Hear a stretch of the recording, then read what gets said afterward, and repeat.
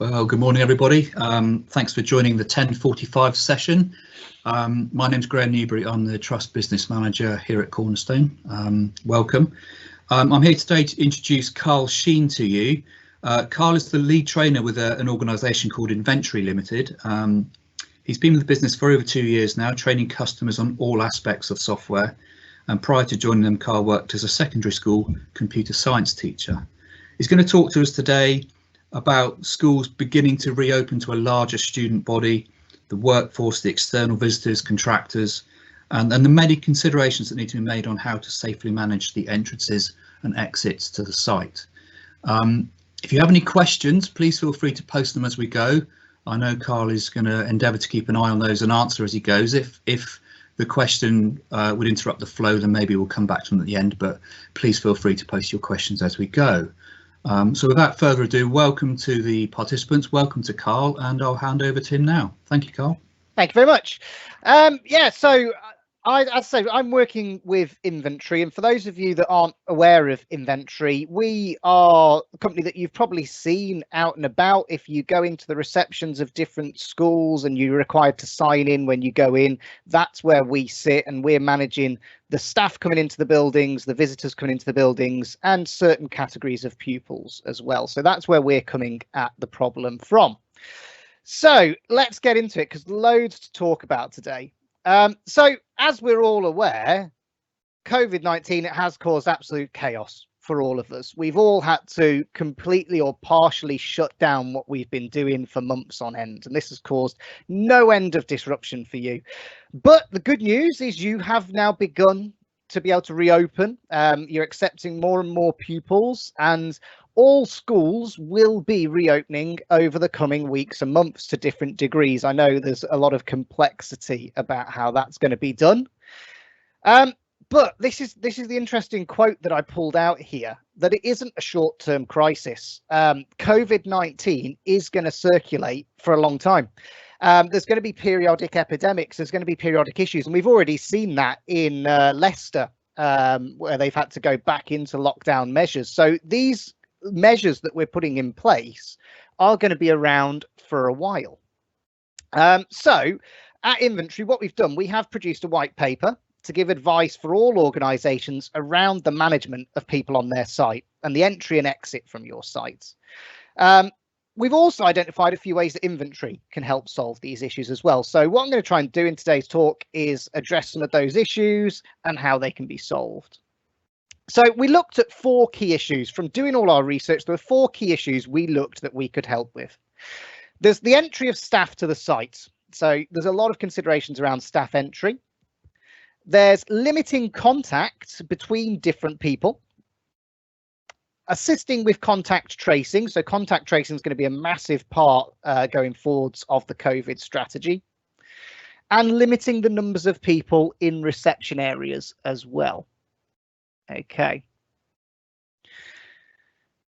So we did our research. So to make sure that the advice I'm giving you is the best advice, we've based the research on a few main sources. We've looked at the UK government education guidance, so what they've told to schools, what they've also given as general guidance, and we've looked at the guidance that they're giving to business as well, because that is going to be relevant. The same health considerations are going to be there, so we've looked at that as well. And we've also took specialist health advice that we've been able to find around as well from different sources. So our first challenge is staff entry. So traditionally, and as I say, as you heard at the start, I did used to be a teacher. I worked in secondary schools for a number of years, and traditionally, most staff will enter and exit the building through a small number of entrances and exits. I know in primary schools and secondary schools, it's a little bit different how that works, but there aren't a massive number of entrances and exits for your staff into the building. There's usually quite a small number that are used quite frequently. And traditionally, most staff will arrive and leave at very similar times. So I know the schools I worked at, there wasn't a set time when I had to be on site. You know, people would drip in from maybe 7:15 until about 8:15, and they would leave any time after the pupils had left, and some might hang around until 5, 6 o'clock at night. But there's those busy times when people are arriving and leaving. As the organisations are reopening, you're going to have a lot larger numbers of staff on site. So you're going to be seeing a lot more people on sites. And we need to limit the contact between your different groups. So I know we're talking a lot about bubbles or pods or however you're describing them of pupils and staff being kept together in those groups. We need to limit the contact between those different groups. But we still have to know accurately who's on site. There's a lot of reasons why we need to know on site, not least contact tracing, fire evacuation, those sorts of things. And it is important that no one with a risk of infection attends the site. That's really important as well. So the general solutions, these are the things we think would be relevant to absolutely anybody. These are the things that we think are relevant no matter what kind of organisation you are. First is increasing the number of entry and exit points that are used. So there are other entry and exit points to your building. Looking to use as many of those as possible will help in spreading out the load of people on site. And what we would recommend is that each person has a defined entry and exit point. So rather than leaving people to make their own choice of which entry and exit point they use, you should give each member of staff a designated entry and exit point. And if they stick to that point, they can only come into contact with other people that make use of the same entry and exit point as them. Now, if you've got a larger workforce, you might find that just putting people to different entry and exit points still isn't enough to limit that contact between people. What we would recommend in those instances is staggering your start and end times. If you had specific start times and end times for staff to attend sites, that would reduce the congestion and reduce the chance of contact between different groups. So that's a recommendation we'd put in place for larger workforces as well.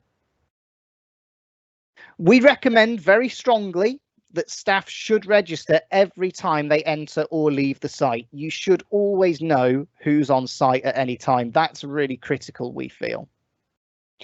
And we recommend you use some form of technology to help you in having that one central attendance record for staff.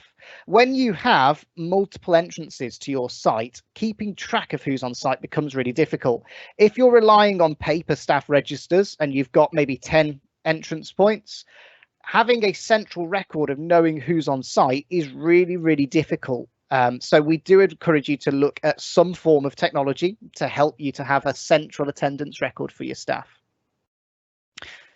The best solution, and the government have defined this, the best solution is still working from home. So where possible, any staff that don't need to be on site, the best solution is for them to still work from home. There is no better way to help with problems around staff entry and COVID-19 than working from home. That's the best thing you can do. But what we would recommend there is still trying to register staff as working when they're working from home. So some form of remote staff registration system is something, again, we'd look to advise.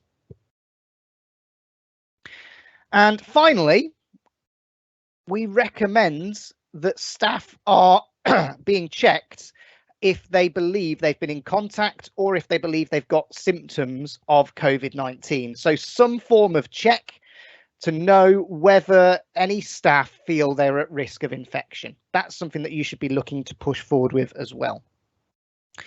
So from inventory side, here is what we've put in place to be able to help you with those solutions. So with inventory, what you can do is you can have our full inventory screens or our little quick scan units, and you can see a picture of the quick scan unit there. They can be on every entry or exit point that you want to use.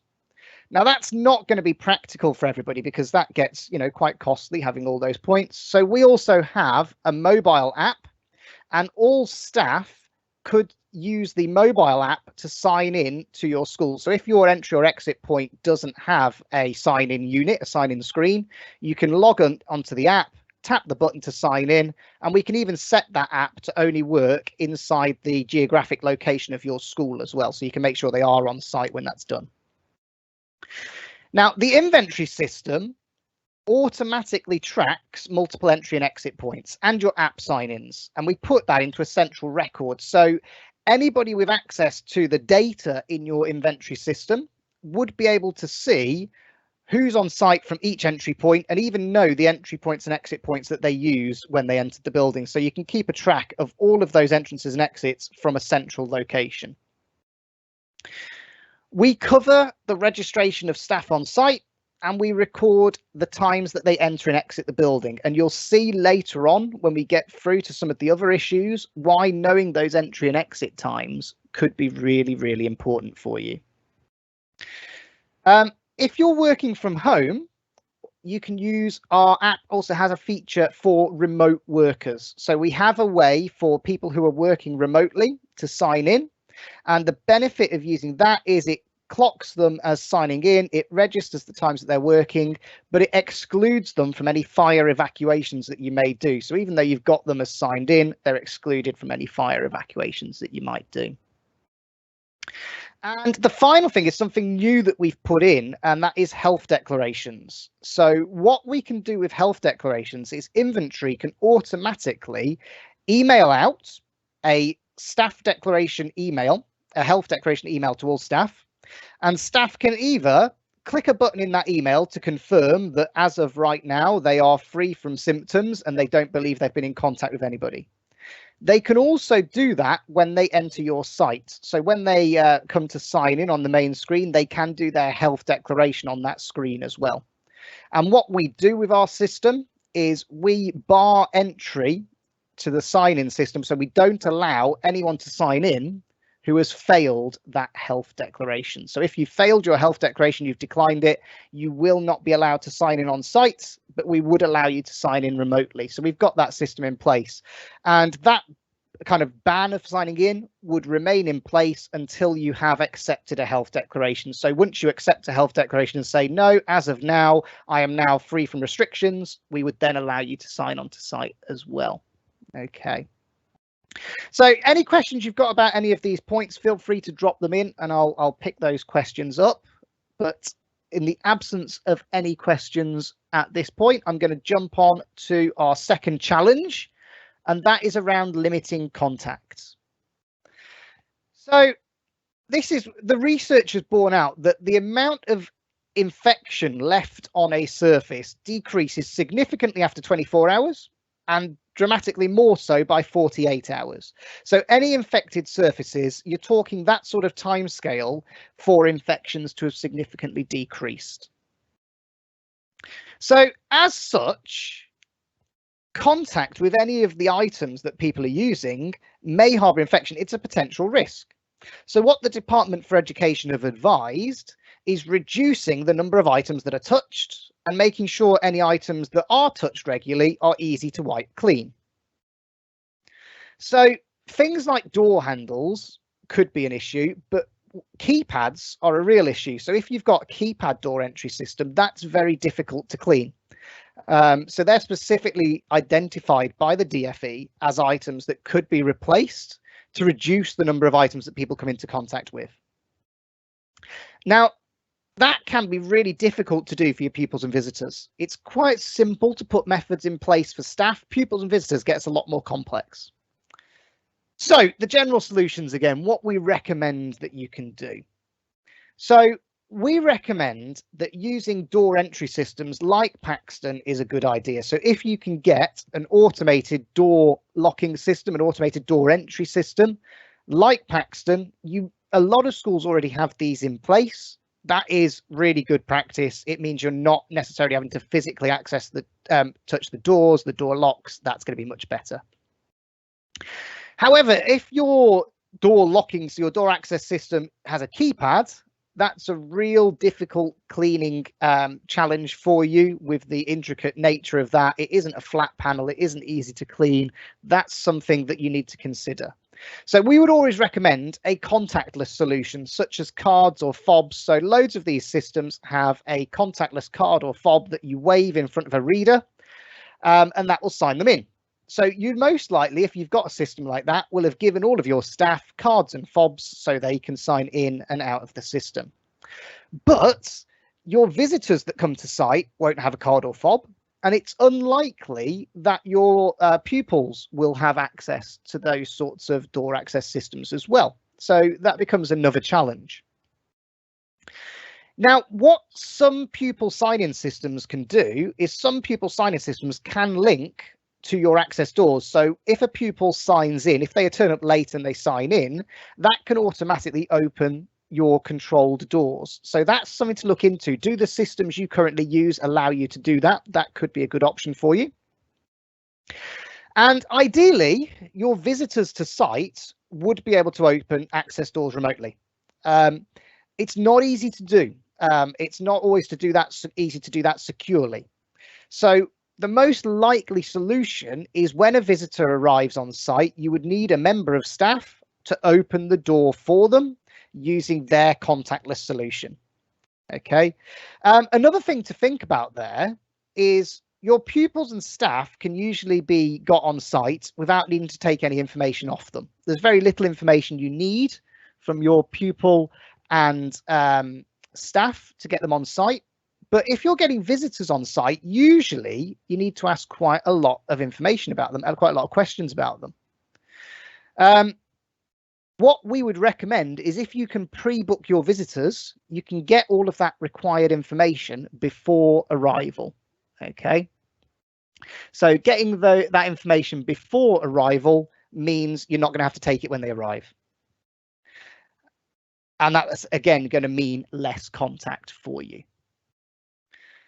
So in terms of the inventory solutions, and I have just noticed I've got one question here about inventory on saying, can we use inventory across multiple sites? Yes, you can.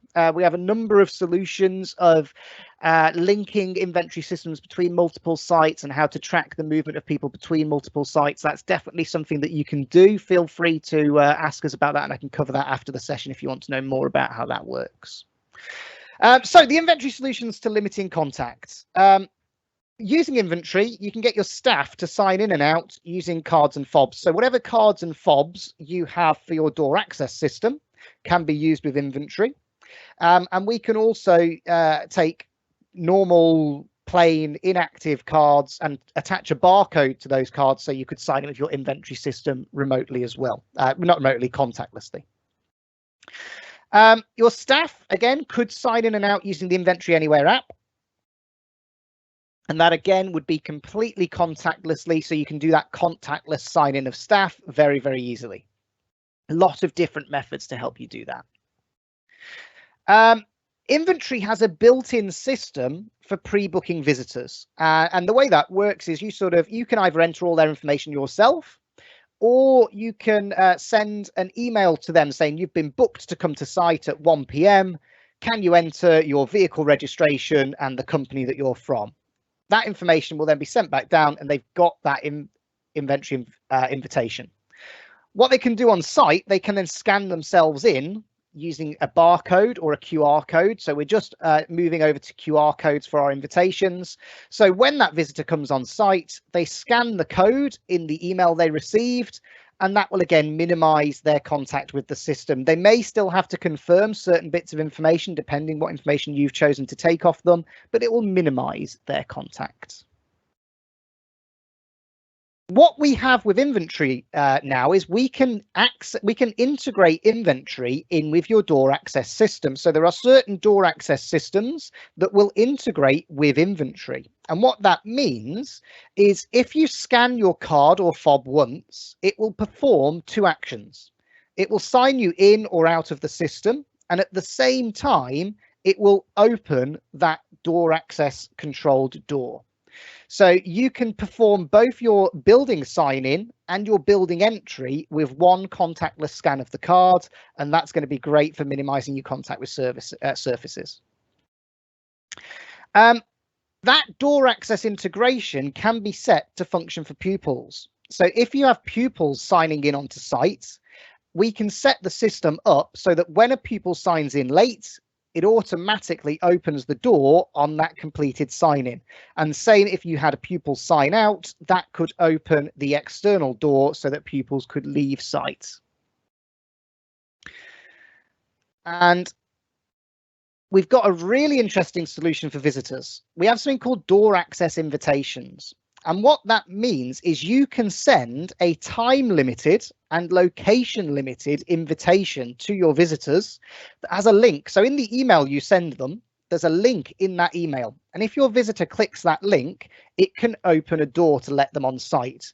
So if you had an external access door or an external car park barrier that is locked, the visitor could tap a link in their email to unlock that door to let themselves in. Now, there's a lot of interesting things around that. That'll only function once. It'll only function in the time frame that you activate it and things like that. So it's a fairly secure way to get people to access the system.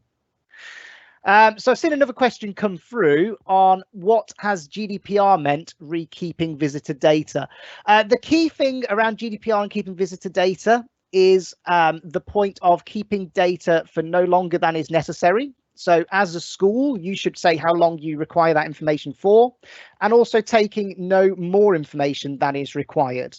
But you do have a legal requirement to keep information on everybody that has been to site. So as long as you've got your data retention policies put in place, holding that data is something you absolutely should be doing for a period of time. So it hasn't really affected the data that we're storing in inventory. We've put tools in place to help us match the policies that you have in place. So it's not something that's caused too many problems in terms of keeping that data. Okay, I'm going to move on to our third problem, our third challenge, and that is all around limiting the numbers of people in reception. So this is a big problem. Throughout all of the government guidance over the past few months, this 2-meter rule has been present. That 2-meter rule has been a constant. And even now, when we're starting to talk about 1 meter plus, 2 meters is still the advised distance to keep unless you've got additional measures in place, such as masks, PPE, all those sorts of things that they're talking about. Inside your reception area, the advised distance is still 2 meters that you are to keep between people. So when your visitors come, you want to be able to keep 2 meters from them. And of course, keep your visitors 2 meters from each other. Now, what I've seen in dealing with schools over the last few months is there are fantastic processes in place for your offices, for your classrooms, and all those other school environments, playgrounds, canteens, all those areas have got brilliant processes in place to try and keep people as safe as possible. Your reception area is much more difficult, and the flow of people through that reception area is much more difficult. And that's where I think we can possibly help you with some of those different ways of keeping control over the flow of people. The key thing is to keep visitors away from each other. So no visitor should be within 2 meters of another visitor. And they should also be kept away from staff that they're not there to see. Ideally, a visitor would only be there to interact with 1 member of staff or a small number of staff. So keeping that separate is really critical. And just a little quote for you there from some of the government guidance. Schools should limit the external visitors to the school during school hours. And this is talking particularly about parents, this second sentence here. They should come into the school building only when strictly necessary, by appointment, and ideally 1 at a time. So that's the government giving you your ideal situation. So that's what we need to look to try and do. So how could we do that? The key consideration is limiting the number of visitors at any one time. So you need to control the number of visitors that are coming to you at any one time. Okay. So most schools have got a small reception area. So we would recommend that you should only have 1 visitor in reception at any one time. We would always try and say that's what your aim is. You would never have more than 1 person in reception at a time. So even if you have got multiple visitors coming, you want to try and make sure there's only 1 person in reception at a time. And the best way to do that, and the government guidance alluded to that, is to only accept booked visitors. Do not accept any walk-in visitors. If any parent wants to come into site, at the moment, I would say you should be insisting that that is a booked appointment, okay? And that will help you. Because if you're booking people in, you can stagger that arrival. So you can put a period of time between arrivals. You can put 10, 15 minutes between arrivals in your appointments, and that would help to stop people clashing with each other as they arrive. Okay, so that's something really important. It's only going to be effective if your visitors aren't sat waiting in reception. So I know I go out to a lot of schools during normal service, and I know at times I will be waiting. I could be waiting 20 minutes, half an hour to see somebody at times, because schools are very busy places. The last people you want to be dealing with is people like me coming in, and sometimes you need to put a little delay on those visitors. At the moment, that's going to cause you really big problems. If you've got a visitor sat in reception for half an hour, all those bookings that you've done, all the staggering of arrivals is completely negated by that visitor being sat there. So what we would advise is actually that visitors wait in their vehicles and contact their host when they arrive. So if possible, what we would want is the visitor stays in their car, they send their host a message using some form, and the host will then alert them to when they can come on site. That is a much better way to do it. Obviously, there's some obstacles in there for you to be able to do that, but that's a much better way to do it. And then again, from the government guidance there, it's required that host responsibilities are clearly defined. So any member of staff in your organisation that will be hosting visitors, will be seeing visitors, needs to be fully trained and aware of what their responsibilities are around COVID-19. Okay, it's really, really important that they know what they have to do when they have a visitor on site. Okay. And also, this is something that I think has been missed by a lot of organizations, is that visitors, if you're expecting any visitors, they must have your social distancing guidelines before they arrive. It is not enough to give that guidance when they arrive. So you can have all the signs up, you can have documents you insist they read, you can have agreements they have to sign when they're on site, but the government regulations at the moment say they need to be sent that before arrival, because it's too late once they're already on site. They may already have contravened your policies once they're on site. So make sure you are giving that guidance before they arrive. That's really, really important to do. So from inventory's point of view, the things that we can do. So inventory, again, we've talked about that ability to pre-book your visitors in inventory. That will help you to stagger arrivals. And what you will see in inventory, when you're logged in and booking visitors, you see a little timeline is available, and you can actually see what visitors are already booked in, to help you stagger and not conflict with people that are already there. So we've got a full calendar booking system that you can see inside inventory.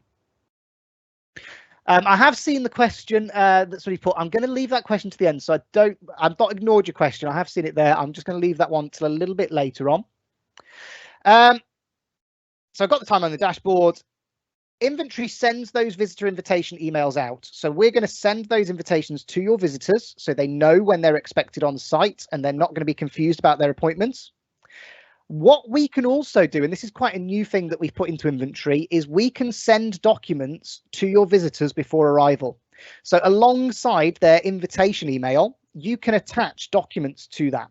So you can have any entrance documents, and you can put any number of documents attached to that email. So you can have your standard entrance policy and your COVID specific policy. Whatever you need your visitors to see before they arrive can be sent automatically when you book a visitor into your inventory system. So that's a really powerful option. We have another new feature called Host Alerts. Now this gets a little bit complicated in concept, but it's actually really simple. What we do is, with the email that we send your visitors, we put specific instructions on that email to wait in your car when you arrive, or wait outside when you arrive. And there is a link in that email, and if they click it, it will alert their host. So whoever's defined as their host will receive an email. There's also other ways they can get that message as well. It can go through Teams or Slack or however you're using. But your host will know that their visitors arrived. They'll know that their host is waiting in their vehicle. And what the host can then do is click a button to say, I'm now coming downstairs to collect you. I'm coming to reception. You can now enter the building. And what that will mean is that as soon as that guest enters the building, their host will be there and you'll get them moved out of reception as quickly as possible. So Host Alert is a specific feature we've put in place to try and assist getting people from the reception area to where they need to be as quickly as possible. So that's a feature we've put in place. We have our visitor sign-in agreement. So before somebody comes on site, we can set it so that they have to agree to whatever document you put in front of them. So you can ensure that everyone coming on site has agreed to the specific points that you've put out there. Okay, so that's another thing that we can get people to do. Now, see, I'm doing all right for my time at the moment. So I'm coming on to our last challenge that I think schools are going to face around this entry and exit point, and this is contact tracing. So track and trace is what the UK government have called it, and it's going to be a key part of the approach going forward for COVID-19 management. This is going to be something we're going to hear more and more about. It's going to be something you're going to see more and more of. And the government guidance specifically says that direct discussion with parents and schools or colleges on recent contacts will take place if an infection is found. So the government have already come out and said, if they find an infection, they are going to come and speak to all of you guys about that. So they're going to be coming to you to know that information.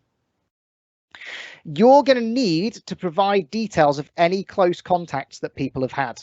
So this is something where your record keeping is going to be absolutely key. If good records are kept, you can avoid closures. What they have said is where they've been able to track and trace and contain possible infections, they would not need to close entire schools. They might need to close specific areas, specific groups, specific bubbles. But if you're keeping those good records, you can try and keep the building open when infection is found because you can limit that contact. So your record keeping is going to be critical to keeping your site open. So what are we recommending that you do? First things first is keep an accurate record of all the people that are on site and when. So this is your staff, your pupils and your visitors. You need to know who was on site, what days and what times. If an infection was found from a visitor who was on site between 10 and 11 a.m, you need to know if a member of staff was on site at that time who may have come into contact with them. If they've been in contact with a bubble, you can say, yes, but these people that were in that bubble weren't on site. They wouldn't have been in contact. That record keeping is going to be absolutely critical for you. So recording the entry and exit times really accurately is really important. And recording the entry and exit points. So you know where they entered the building, where they exited the building. That's going to help you know what they may have come in contact with when they're on site. So if a visitor enters through one point and exits through another point, you might need to know that to be able to track those contacts. It's going to build up the picture of what they've done on site. Each visitor must have a host. I know sometimes when I go onto site, sometimes you do skip having a named contact as your host. Sometimes you might put a department or something. You should have a named host for each visitor. That's going to be really important for you to have a named host for each visitor. And taking those daily health declarations is going to be really important for your tracking and tracing, because you're going to have a agreement signed by your staff member that says, to the best of my knowledge, I'm not at risk. And that's going to be part of your tracking and tracing policy, because if you've got records of failed declarations, then that's going to be important for you. And I know we had a question about GDPR earlier, and I have known some people be concerned about the GDPR situation around holding health information on your staff. There is a specific clause in the GDPR regulations about special category data, and special category data is things that you basically have to hold for a public health concern. That's one of the exceptions.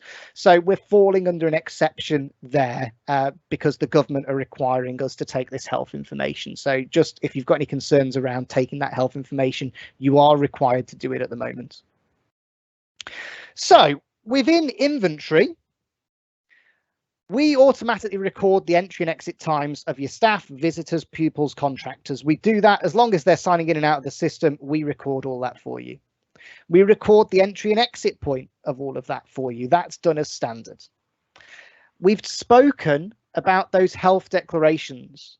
Inventory can automate the sending, the collecting, and the consequences of those health declarations. You could report out of inventory any failed health declarations in the last X. You can do that sort of report to get the information out of the system. So in terms of being able to pull that information quickly out of the system, inventory can do that for you. If you have a declined health declaration, we'll automatically send a record of that to your health contact. So you can define a health contact or a number of health contacts in your organization. If any member of staff declines their health declaration, then they will receive an email saying this person has declined their health declaration.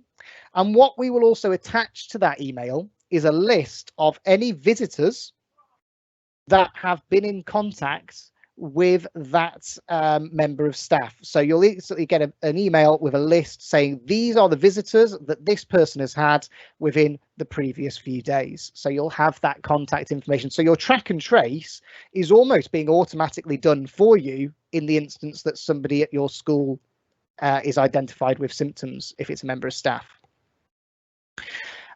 So we record the member of staff a visitor was there to see. So as long as you're recording that information, we store that information. And that brings me on to, are there any questions that anybody has? And I'll go back to that question that I ignored a little bit a while ago. So what's the best way to manage multiple visitors arriving for, say, a conference, which also happens to be your main adult and child entry point? I would say at the moment, multiple visitors arriving for a conference is probably going to be a difficult thing to do with the regulations as they are at the moment. You would need to have quite a small number of people for that conference. You would need to have separation between them arriving and separation between points. So I think at the moment, as the regulations are, I would think you're actually going to find it very difficult to run a conference for visitors on site, particularly with that government guidance saying they're recommending to minimize the number of visitors on site and to keep them to one on site where possible. So I think you're going to struggle with that, actually. I think you're going to struggle with doing that sort of thing at the moment. We've got another question here from somebody that already uses the system. What are our tips for pre-booking interviewees? It's always a bit awkward that each candidate knows how many others they're up against if they're pre-booked on an event. So you're talking about events there. Events will show how many other people are there. If you book them as a visitor, then it won't be visible to the other people attending who's there. So if you pre-book them as a visitor, not as an event, they won't be aware of the other people that are attending. So I would use the pre-book visitor option, and that will then keep that surprise for a little bit longer for them. So that's what I'd look to do there. So if you look up on all the inventory support and guidance on pre-booking visitors, that's a good way to do that. Any other questions that anybody's got for me on how inventory can work with the COVID regulations, or just any sort of general advice on COVID regulations? I can try and give a little bit of general advice for you as well. Well, there's no further questions waiting to be published, Carla. We've published the ones we've had. Brilliant. I think what we'll do is we'll start to wrap up, if that's okay with you. Are you happy for attendees and those joining remotely on a catch-up session to contact you to ask any particular questions? Absolutely, that's fine to contact us. They can come via inventory. The email address, if they want to contact us, is info@inventory.co.uk, and that will come straight through to us. And a lot of this guidance and things they'll find available on our website as well. Fantastic. Thank you very much. So those of you online, thank you for joining Carl's session. I'll say that as a trust cornerstone, we do use inventory already, and we do find it a very useful tool. I've learned a lot this morning just by hearing all the tips and tricks that Carl was talking about there. So thank you. And I would thoroughly recommend that if you don't have an entry system or a system that you feel is okay but could be better, at least grab a demo from Carl and his colleagues, because you know, it's a good, reliable system. There you go, Carl, a free plug for inventory. There you go. And just for your peace of mind, they are doing remote demonstrations at the moment as well, so they don't have to come on site to show you the system. They can do that remotely if you want to minimise those visitors on site even more. That's brilliant. Well, thank you so much for your time, and to everybody else. We're about 5 minutes away from the next session, which is a keynote from John Laramie, who's the Principal and Chief Executive of Exeter College. So hopefully you'll all be able to join us for that one. But in the meantime, thank you very much, and see you at another session. Thank you.